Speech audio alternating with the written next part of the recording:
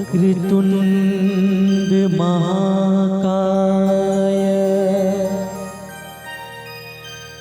सूर्यकोटि समप्रभा निर्विघ्नं कुरु मे देव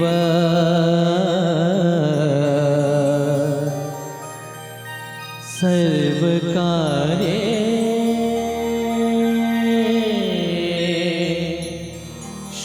सर्वदा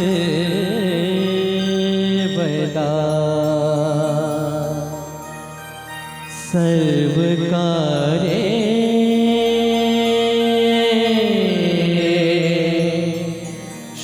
सर्वदा।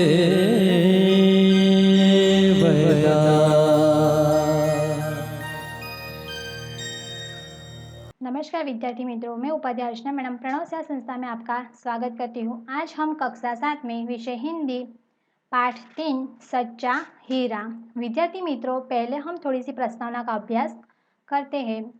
प्रस्तुत कहानी में व्यक्ति के ज्ञान के साथ साथ उसके कर्मों को भी महत्व दिया गया है। अच्छा ज्ञान अच्छी बात है, लेकिन वह आचरण में नहीं है तो निरर्थक है कि इस बात को रोचक तरीके से प्रस्तुत किया गया है। विद्यार्थी मित्रों, इस पाठ का प्रकार है कहानी। तो यहाँ पे एक कहानी दी गई है, हमें पाठ के आधारित पर कहानी का अभ्यास करना है। सूर्य अस्त हो रहा था। पक्षी चहचहाते हुए अपने अपने नीड़ की ओर जा रहे थे। गांव की कुछ स्त्रियां पानी लेने के लिए घड़े लेकर कुएं की ओर चल पड़ी। पानी भरकर कुछ स्त्रियां तो अपने घरों को लौट गई, परंतु उनमें से 4 कुएं की पक्की जगह पर बैठकर आपस में उधर उधर की बात करने लगी। विद्यार्थी मित्रों, यहाँ पे सूर्य अस्त हो रहा था। पक्षी चहचहाते यानी कि चहकना और अपने नीड़ यानी कि घोंसला की ओर जा रहे थे। गांव की कुछ स्त्रियां पानी लेने के लिए घड़े लेकर कुएं की ओर चल पड़ी। पानी भरकर कुछ स्त्रियां अपने घर लौट गई, परंतु उनमें से जो 4 स्त्रियां थी वो पक्की जगह बैठकर आपस की इधर उधर की बात करने लगी। बातचीत करते करते बात बेटों पर जा पहुंची। जो वो 4 स्त्रियां थी वो बात करती थी, पर बातचीत करते करते वो अपने बेटों की बात पर जा पहुंची।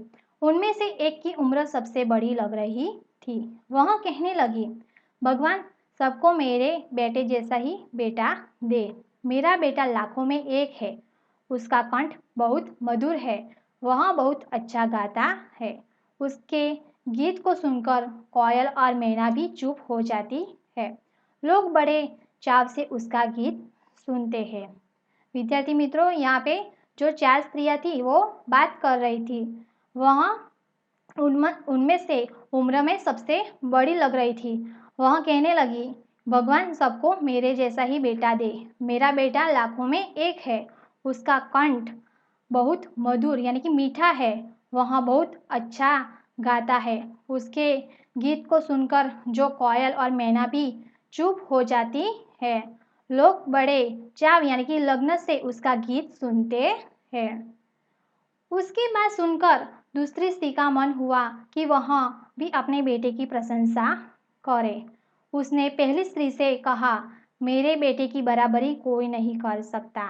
वह बहुत शक्तिशाली और बहादुर है। वह बड़े बड़े बहादुरों को भी पछाड़ देता है। वह आधुनिक युग का भीम है। यह सब सुनकर तीसरी औरत भला कैसे चुप रहती। वह बोल उठी, मेरा बेटा साक्षात बृहस्पति का अवतार है। वह जो कुछ पढ़ता है वह एकदम याद कर लेता है। ऐसा लगता है मानो उसके कंठ में सरस्वती का निवास हो। जो पहली स्त्री ने कहा और जो दूसरी स्त्री ने कहा, उसकी बात सुनकर जो तीसरी स्त्री थी, तीसरी औरत थी, उसने भी कहा, वो भी बोल उठी कि मेरा बेटा भी साक्षात बृहस्पति का अवतार है। बृहस्पति यानी कि देवों के गुरु है। वह जो कुछ पढ़ता है वो एकदम याद कर लेता है। ऐसा लगता है कि मानो उसके कंठ में सरस्वती का निवास हो। तीनों औरत की बातें सुनकर चौथी स्त्री चुपचाप बैठी रही। उसने अपने बेटे के बारे में कुछ न कहा। पहली ने उसे टोकते हुए कहा, क्यों बहन, तुम क्यों चुप हो? तुम भी अपने बेटे के बारे में कुछ बताओ। चौथी स्त्री ने बड़े ही सहज भाव से कहा, मैं अपने बेटे की प्रशंसा क्या करूं? वह तो न गंधर्व सा है, न गायक है, न भीम सा है या बलवान है, और न बृहस्पति सा बुद्धिमान है। जो तीन स्त्रियों ने जो बात की उनकी बेटों की, और तीनों औरतों ने की बात सुनकर चौथी स्त्री भी चुपचाप बैठी रही। उसने अपने बेटे के बारे में कुछ न कहा। जो पहली स्त्री ने टोकते यानी कि रोकते हुए कहा कि क्यों बहन, तुम क्यों चुप हो? तुम भी अपने बेटे के बारे में कुछ बात बताओ। चौथी स्त्री ने कहा, बड़ी सहज भाव से कहा कि मैं अपने बेटे की प्रशंसा यानी कि तारीफ क्या करूं? वह तो न गंधर्व सा गायक है, न भीम सा बलवान है, न बृहस्पति सा बुद्धिमान है। कुछ समय बाद जब वे सब घड़े सिर पर रखकर लौटने लगी, तभी किसी गीत का मधुर स्वर सुनाई पड़ा। सुनकर पहली स्त्री बोली, सुनो, मेरा हीरा गा रहा है। तुम लोगों ने सुना ना, उसका कंठ कितना मधुर है। वह लड़का गीत गाता हुआ ही रास्ते से निकल गया। उसने अपनी माँ की ओर कोई ध्यान नहीं दिया। जो कुछ समय बाद वो सब घड़े सिर पर रखकर लौटने लगी, तब किसी गीत की मधुर स्वर सुनाई पड़ी। सुनकर पहली स्त्री बोली, सुनो, मेरा हीरा गा रहा है। तुम लोगों ने सुना ना, उसका कंठ कितना मधुर यानी कि मीठा है। वह लड़का गीत गाता हुआ उसी रास्ते से निकल गया। उसने अपनी माँ की ओर कोई ध्यान भी नहीं दिया। इतने में दूसरी स्त्री का बेटा भी उतर से आता दिखाई दिया। दूसरी स्त्री ने देखकर गर्व से बोली, देखो, वह मेरा लाडला बेटा आ रहा है। शक्ति और सामर्थ्य में इसकी बराबरी कर सकता है। वह यह कह रही थी कि उसका बेटा भी उसकी ओर ध्यान दिए बिना ही निकल गया। उतने में दूसरी स्त्री का बेटा भी वहां से आता दिखाई दिया, और दूसरी स्त्री ने उसे देखकर गर्व से बोली, देखो, वह मेरा लाडला बेटा आ रहा है। शक्ति और सामर्थ्य की बराबरी उससे कोई नहीं कर सकता है। वह यह कह रही थी कि उसका बेटा भी उसकी ओर ध्यान दिए बिना ही वहां से निकल गया। वे कुछ आगे ही बढ़े तो एकाएक स्त्री का बेटा उधर से संस्कृत श्लोकों का पाठ करता हुआ निकला। उसके उच्चारण से ऐसा लग रहा था मानो उसके कंठ में साक्षात सरस्वती विराजमान हो। तीसरी स्त्री ने गदगद स्वर में कहा, देखो, यही मेरी गोद का हीरा है। इसे कौन बृहस्पति का अवतार नहीं कहेगा? परंतु उसका बेटा भी माँ की ओर देखे बिना ही आगे बढ़ गया। जो तीसरी स्त्री थी, उसका बेटा भी वहां से आ रहा था और संस्कृत और श्लोकों का पाठ करता हुआ निकला। उसके उच्चारण से ऐसा लग रहा था कि मानो उसके कंठ में साक्षात सरस्वती विराजमान हो। तीसरी स्त्री ने गदगद स्वर में कहा, देखो, यही मेरी गोद का हीरा है। इसे कौन बृहस्पति का अवतार नहीं कहेगा?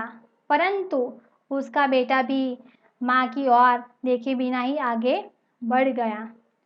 वह अभी थोड़ी ही दूर गया था कि चौथी स्त्री का बेटा भी अचानक उधर से आ निकला। वह देखने में बहुत ही सीधा सादा सरल प्रकृति का लग रहा था। उससे देखकर चौथी स्त्री ने कहा, बहन, यही मेरा लाल है। चौथी स्त्री उसके बारे में बता ही रही थी, उसका बेटा पास आ पहुंचा।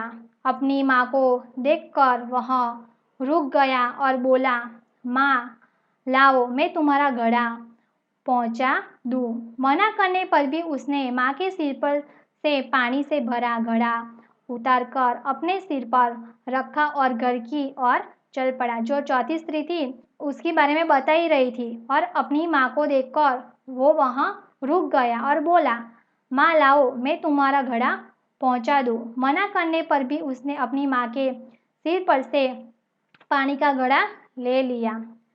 तीनों औरतें बड़े ही आश्चर्य से चौथी स्त्री के बेटे को देखती रही। एक वृद्ध महिला जो बहुत देर से इन औरतों के पीछे चलती हुई इनकी बातें सुन रही थी, पास आकर बोली, देखती क्या हो, यही सच्चा हीरा है। जो चार औरतें थी वह तीनों औरतें से बड़ी आश्चर्य से वो चौथी स्त्री के बेटे को भी देखती रही और एक वृद्ध महिला जो बहुत देर से इन औरतों के पीछे चलती हुई इनकी बातें सुन रही थी और पास आकर बोली कि देखती क्या हो, यही सच्चा हीरा है। तो विद्यार्थी मित्रों, यहाँ पे हमारा पार्ट 3 सच्चा हीरा यहाँ पे समाप्त होता है। आभार विद्यार्थी मित्रों।